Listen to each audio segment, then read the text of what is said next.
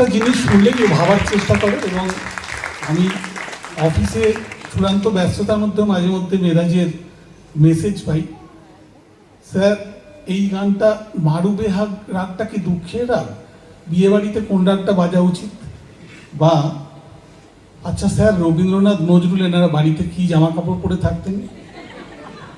আমি বললাম যে বারমুড়া পরতেন না এটা জানি, রবীন্দ্রনাথ আলঘাল্লা পরতেন, তাই নজরুল কি পড়তেন এটা আমি বলতে পারবো না।